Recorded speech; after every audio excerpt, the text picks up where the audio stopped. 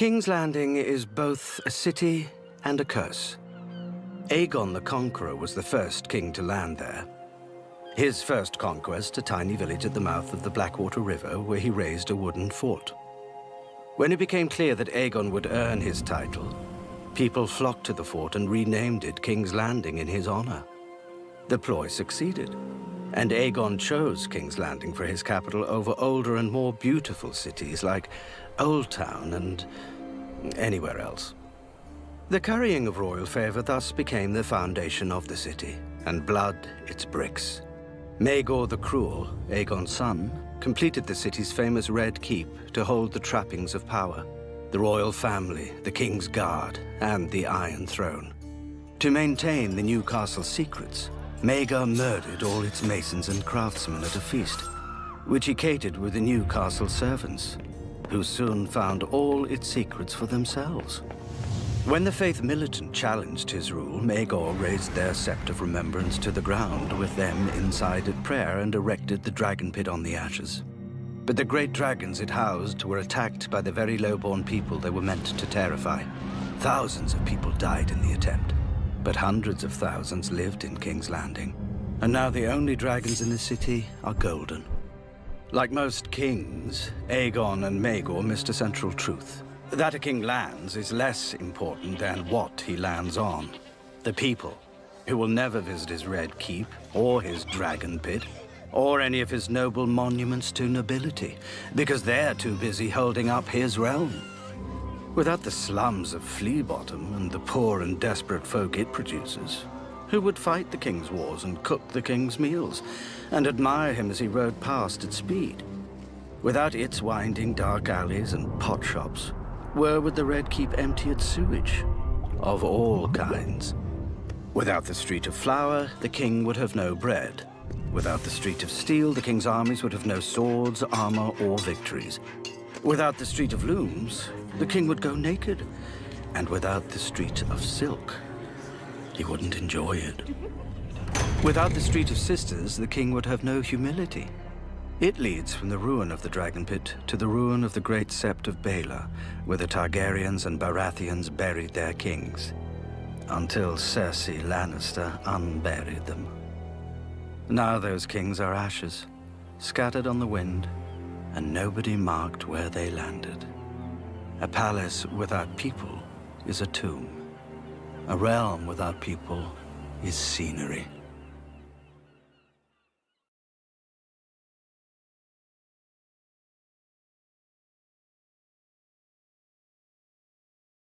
It should not be hard to recruit lords into a war against an enemy known as the Mad King.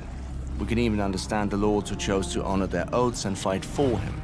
But the Krakens of House Greyjoy set out Robert's rebellion on Pike with their tentacles up their arse. My father Quellen was old, and sitting is what old people do best. Well, second best.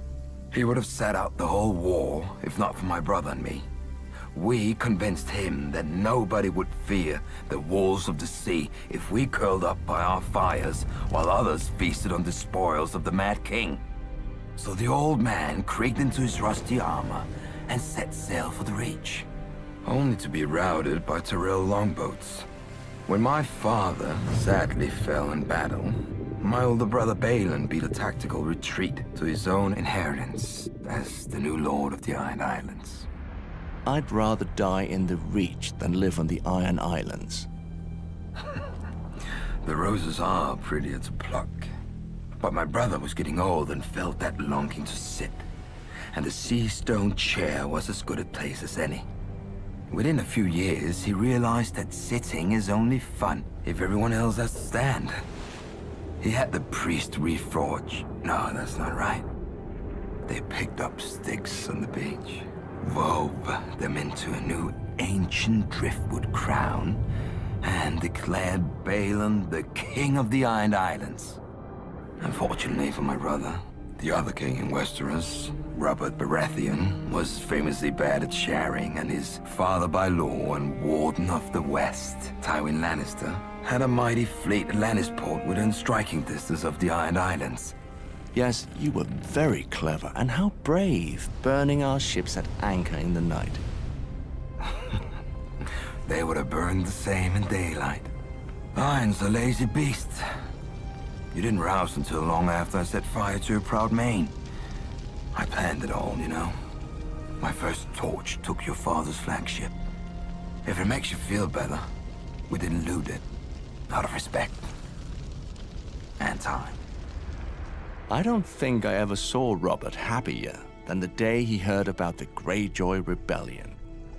He'd been king for a handful of years, and many handfuls of other things, and it was clear to him and everyone else how ill-suited he was to rule. But battle he could do. Unfortunately, by the time we raised our army, we seemed to be winning the war.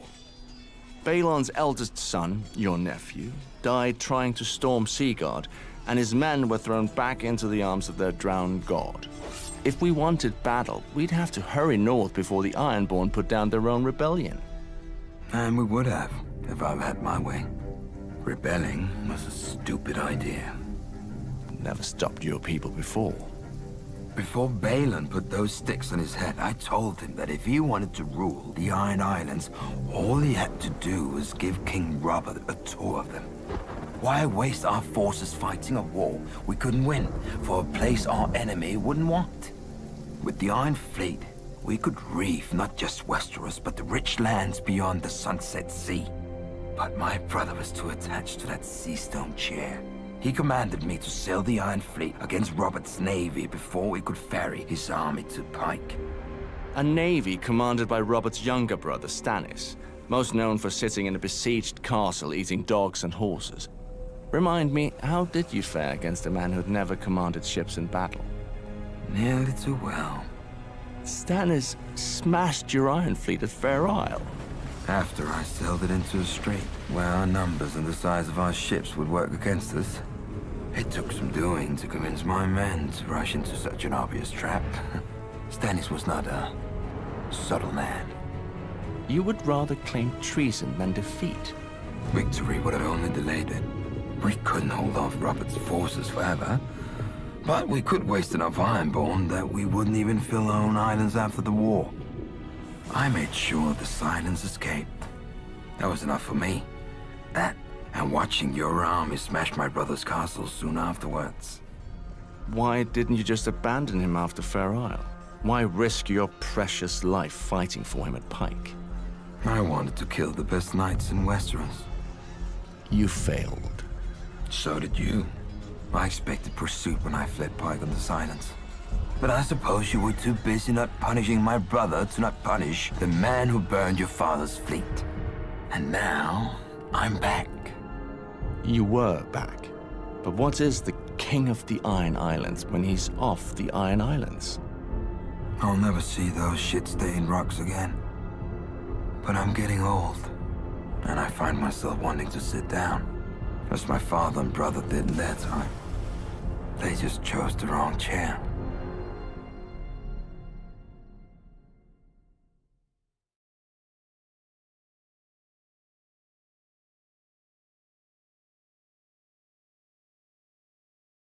Aegon, fourth of his name, is remembered by history as the Unworthy.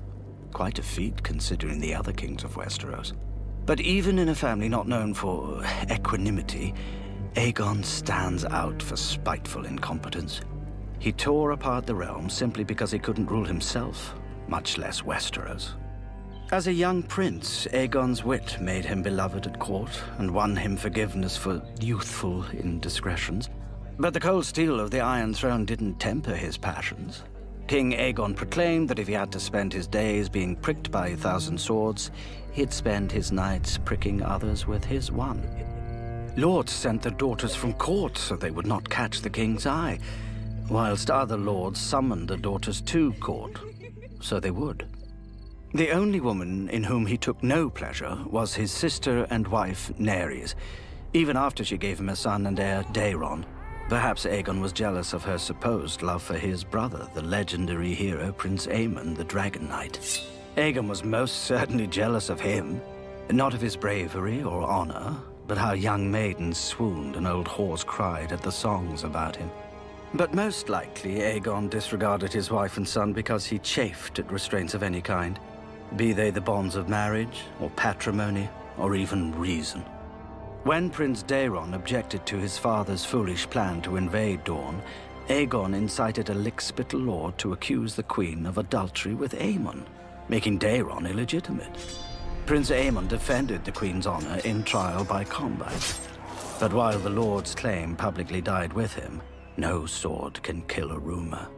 Out of spite and pique, Aegon had seeded out into his own heir's claim to the throne, which bore bitter fruit with the birth of another son, the bastard Daemon Waters, by the king's own cousin. Raised in the Red Keep on account of his mother's royal blood, Daemon grew tall and powerful, and excelled at all the martial skills that men wrongly value in leaders. Instead of protecting his own heir from a rival, Aegon knighted Daemon at 12, and shocked the realm by bestowing on him the Conqueror's own Valyrian steel sword. He even let the boy renounce his common bastard's name and take the Targaryen sword's name for his own, becoming Daemon Blackfire. Still, though a name can change, blood can't. And Daeron was Aegon's only true-born son, until he wasn't.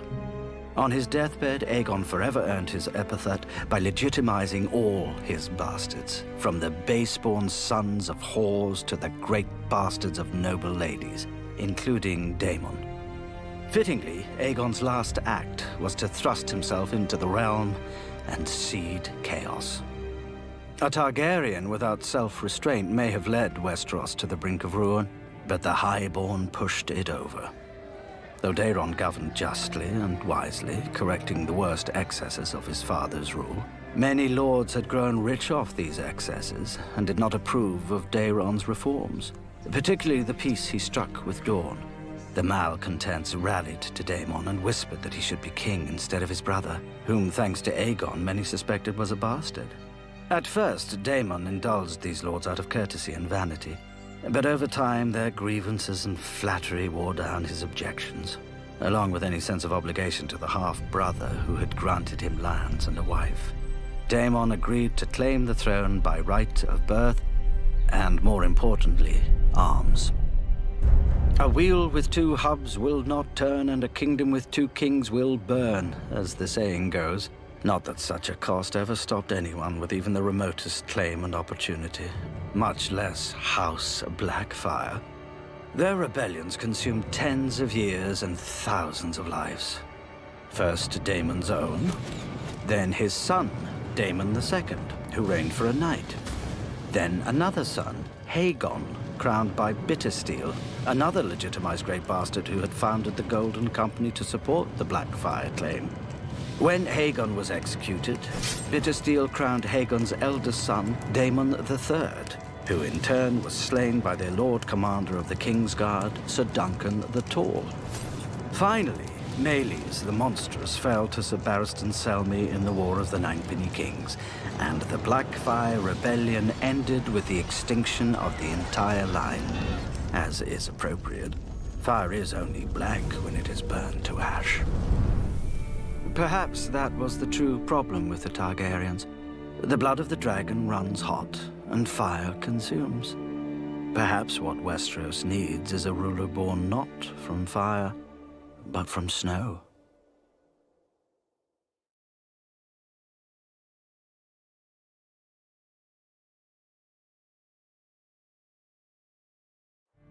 For thousands of years, when my people looked south, they saw only a wall of ice where lonely crows perched.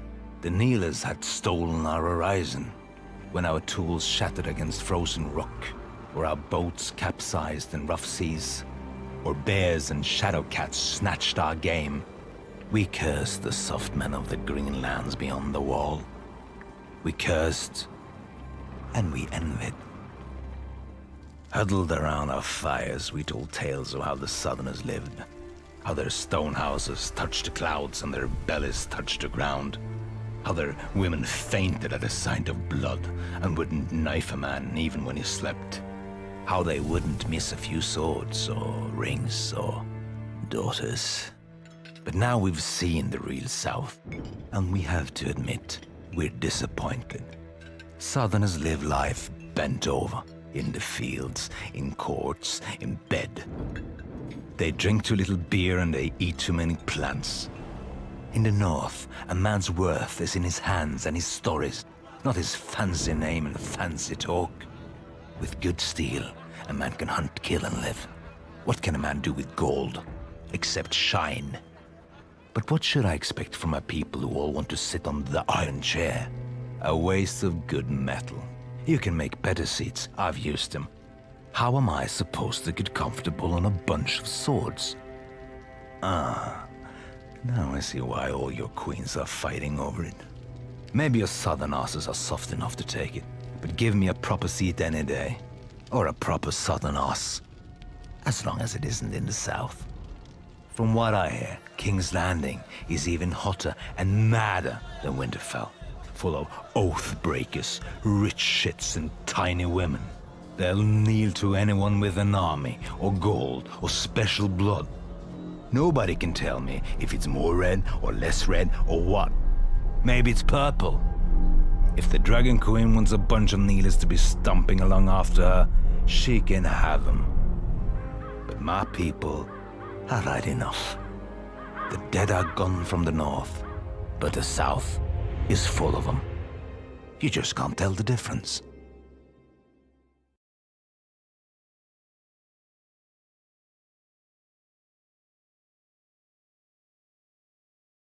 The coin of Ares, second of his name, had landed on madness. But half the coins of the Targaryens had landed so. Yet only Ares would be known as the Mad King, thanks in no small part to the defiance of Duskendale. Duskendale was the greatest port on Blackwater Bay until Aegon built King's Landing.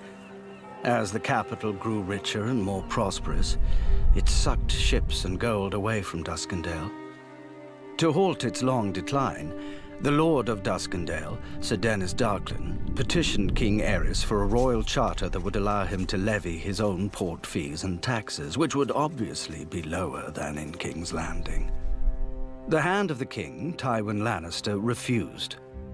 But, knowing of the tension between the Hand and its king, Sir Dennis invited the king to Duskendale to evaluate his petition himself rather than deferring to his Hand.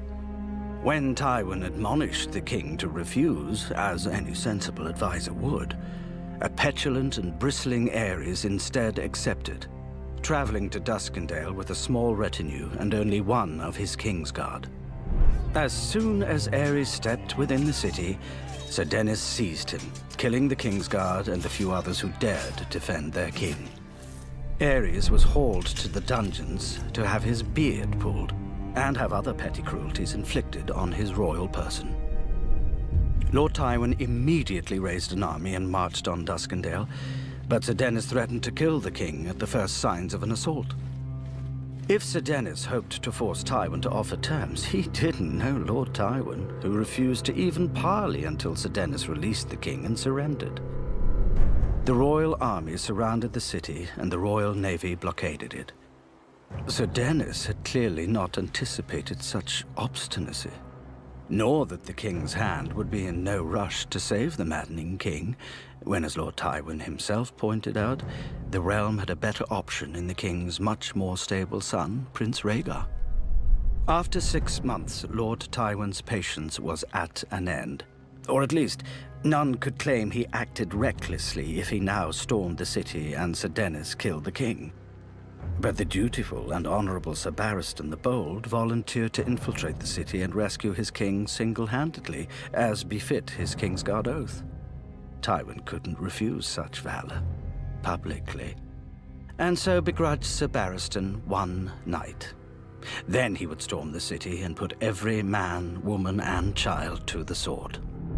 With only his hands, Sir Barristan climbed the city walls in the dark of night and snuck through the city disguised as a beggar, evading patrols and suspicious townspeople. When he reached the walls of the city keep, the Dun Fort, he scaled those by hand as well, even dispatching the wall guard before he could sound an alarm. With incredible bravery and luck, Sir Barristan made his way to the dungeons and freed his king. Then Sir Barristan's luck ran out. A cry went up through the castle. Someone had discovered the king was gone. With horns and trumpets blaring an alarm, Sir Barristan cut their way to the stables, avenging his slain Kingsguard brother, but taking an arrow to his chest. Slipping through the castle gate just as it closed, the wounded Sir Barristan and Aerys rode through the roused town, racing for the city walls and beyond it the safety of the royal army.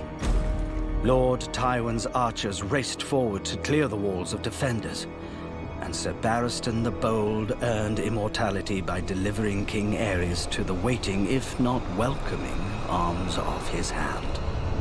Without his hostage, Sir Dennis surrendered and begged mercy from the same king he'd imprisoned. Most men would have had none. Aerys had less. He commanded Sir Dennis to be executed along with any man, woman, or child who bore his family name, and anyone who once had. As for Sir Dennis's foreign wife, who had urged his defiance, Aerys commanded that her tongue and womanly parts be torn out, and she be burned alive. It was his first time passing such a sentence. It must have given him a taste for it.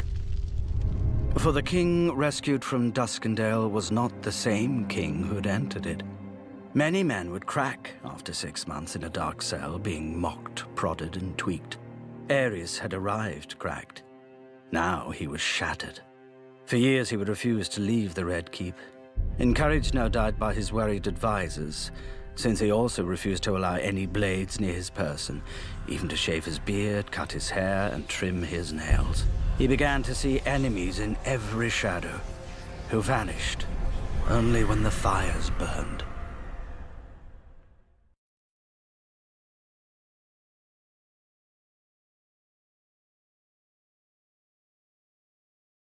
Though the Targaryens had forged the Seven Kingdoms in fire and blood, they didn't govern with them. Until they did. Maegor, first of his name, defined council as confirmation and disagreement as treason. 3 Grand Maesters tried to avert disaster. Instead of taking their advice, Maegor took their heads.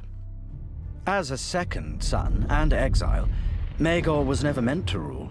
But no sooner did Maegor hear of his brother's death than he flew Balerion to Dragonstone and demanded the crown. Only the Grand Maester dared object that the throne should pass to his older brother's firstborn son, Prince Aegon. Maegor insisted that the Iron Throne should go to the man with the strength to seize it, and beheaded the Grand Maester. Prince Aegon soon took him at his word. He claimed his father's dragon, raised a host of Westermen, and marched on King's Landing while Maegor was in Old Town.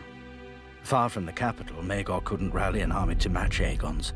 So he ordered his banners to swarm Aegon's larger army from all sides, confusing the young prince and slowing his advance. Beneath the god's eye, Maegor's disparate forces came together and attacked Aegon as Maegor himself swooped down from the clouds. For the first time since the doom of Valyria, dragon fought dragon in the sky.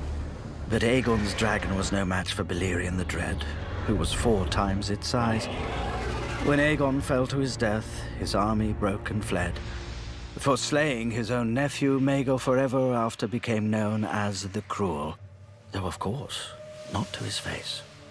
The next Grand Maester dared object to Maegor taking a 3rd wife, when taking his 2nd wife had ruined his brother's reign, because Maegor's 1st wife was the niece of the High Septon. But Maegor beheaded the Grand Maester and declared war on the Faith. He set fire to the Riverlands, the Westerlands, and the Reach in a campaign to root out disloyal lords, and sponsored a more pliant High Septon. None of it worked. Maegor may have returned to the capital with 2,000 skulls of the Faith militant, but most of them weren't soldiers.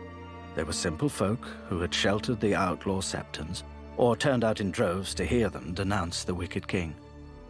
The 3rd Grand Maester dared to declare Maegor the father of his own heir. But when his 2nd wife miscarried, and Maegor saw the monstrous stillbirth, Maegor beheaded the Grand Maester for his insolent adherence to truth.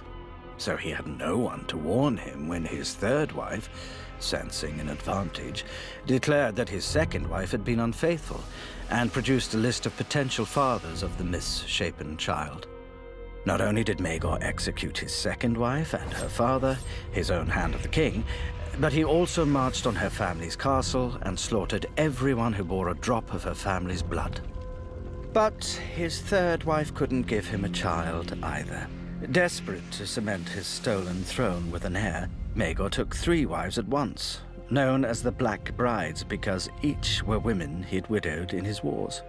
All 3 women grew full with child in time, but each gave birth to the same twisted monstrosities as his second wife. One need not be a maester, much less a grand maester, to deduce the common thread here. Though Maegor stamped out the fires of rebellion, his cruelty and fear only scattered more tinder over the realm until even the smallest ember could set the realm alight. One day, the Faith militant emerged from the shadows, and the lords sent to quash it joined it instead.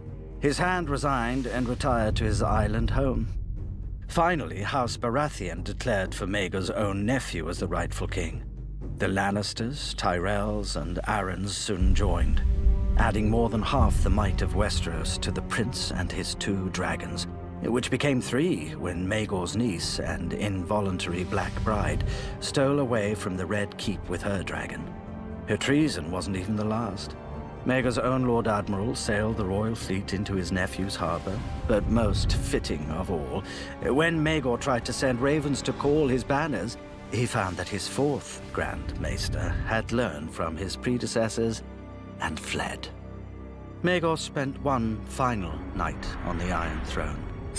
He was found in the morning with his wrists slashed and one of the throne's blades jutting from his throat.